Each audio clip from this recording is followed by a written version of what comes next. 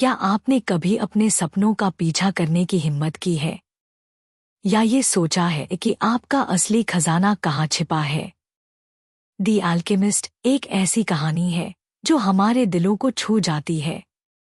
Paulo Coelho की यह शानदार किताब हमें सिखाती है कि कैसे हमारे सपने हमें हमारी मंजिल तक ले जाते हैं, भले ही रास्ता मुश्किलों से भरा हो।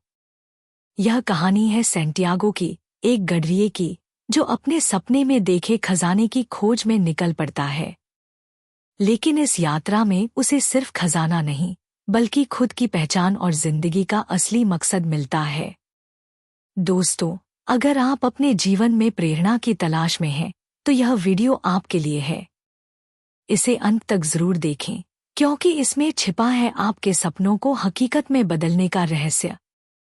कहानी शुरू करने से पहले, अगर आप हमारे चैनल पर नए हैं, तो अभी सब्सक्राइब करें और बेल आइकन दबाएं, ताकि आपको हमारे हर नए वीडियो का नोटिफिकेशन सबसे पहले मिलता रहे।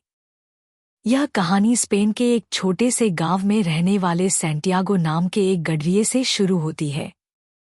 सैंटियागो की जिंदगी सरल थी। वह अपनी भेड़ों के साथ इधर-उधर घूमता और उनके साथ समय बिताता। लेकिन उसके अंदर एक बेचैनी थी, एक सपना जो बार बार उसे परेशान करता था।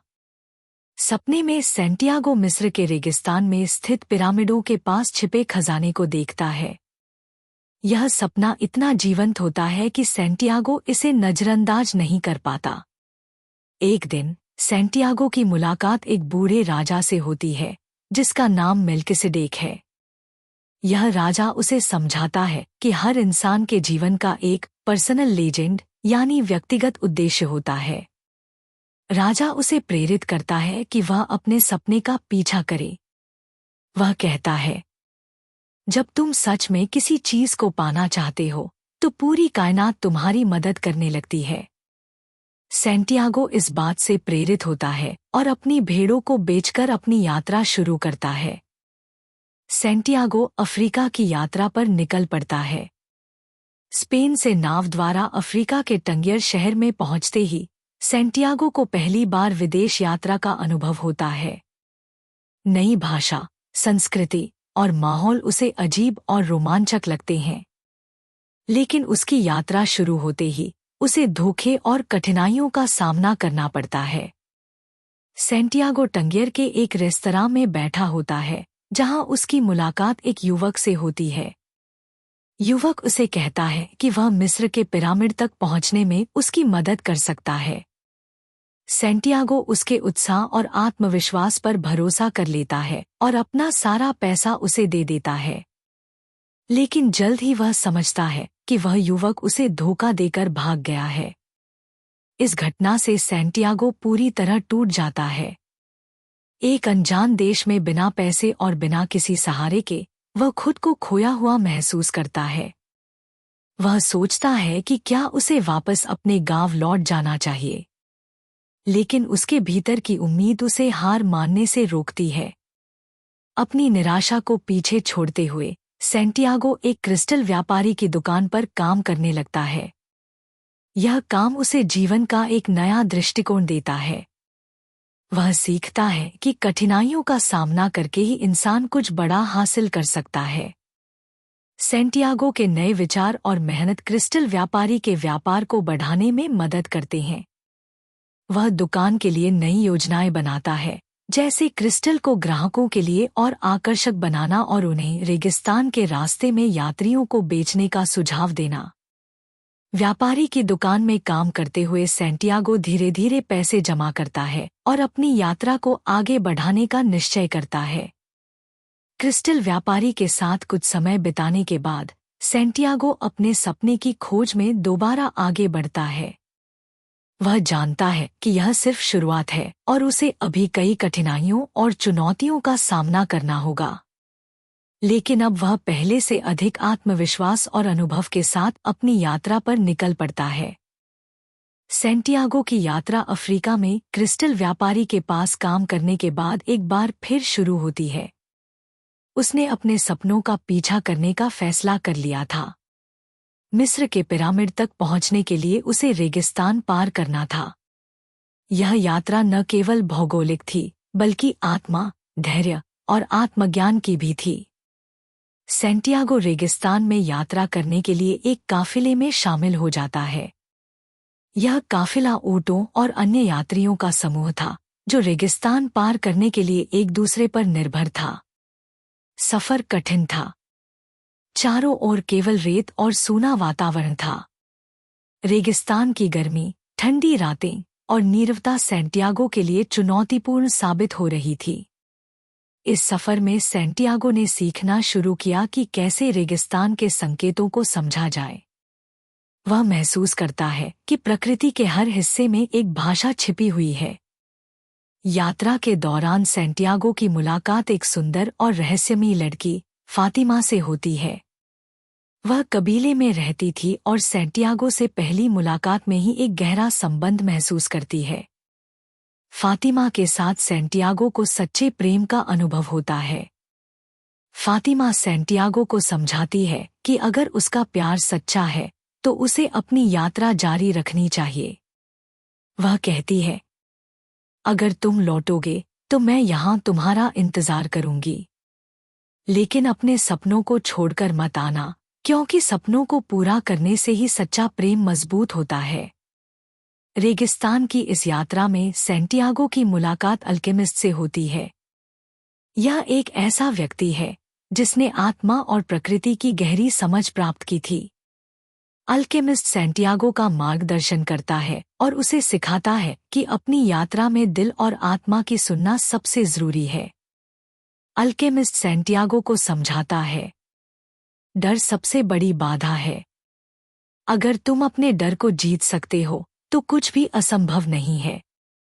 प्रकृति और ब्रह्मांड के संकेतों को समझो, वे तुम्हारी मदद करेंगे। रेगिस्तान के सफर में सैंटियागो और उसके काफिले को कई बार कठिनाइयों का सामना करना पड़ता है। रेगिस्तान के कबीले आपस में युद्ध कर रहे थे, जिससे सफर और भी खतरनाक हो गया था। अल्केमिस्ट सैंटियागो को सिखाता है कि कैसे शांत मन से हर चुनौती का सामना किया जाए। एक घटना में जब दोनों को पकड़ लिया जाता है, अल्केमिस्ट सैंटियागो से कहता है कि वह खुद को प्रकृति के साथ जोड़कर एक हवा का तूफान बनाए। यह सैंटियागो की आत्मा की शक्ति को परखने का समय था। सैंटियागो अपने भीतर छिपी ऊर्जा और प्रकृति की ताकत का उपयोग करता है और अपनी और अल्केमिस्ट की जान बचाता है। रेगिस्तान के इस लंबे सफर ने सैंटियागो को सिखाया कि जीवन की हर चीज आपस में जुड़ी हुई है। वह समझता है कि असली खजाना भौतिक चीजों में नहीं, बल्कि आत्मा की गहराई और अनुभवों में है। अल्केमिस्ट ने उसे यह भी सिखाया कि हर इंसान के भीतर ब्रह्मांड की ताकत छिपी होती है। सैंटियागो ने सीखा कि अगर वह अपने दिल की सुनता है तो वह अपने सपनों को सच कर सकता है। सैंटियागो की यह यात्रा उसे मिस्र के पिरामिड तक ले जाती है, लेकिन असली खजाना उसके भीतर आत्मज्ञान और अनुभव के रूप में रहता है। सैंटियागो की यात्रा रेगिस्तान पार करके आखिरकार मिस्र के पिरामिड तक पहुंचती है। यह वह जगह थी जिसे उसने अपने सपने में बार बार देखा था। यह क्षण उसके लिए बेहद खास था, क्योंकि उसने अपनी यात्रा के दौरान कई चुनौतियों, बाधाओं और आत्मखोज के अनुभवों का सामना किया था।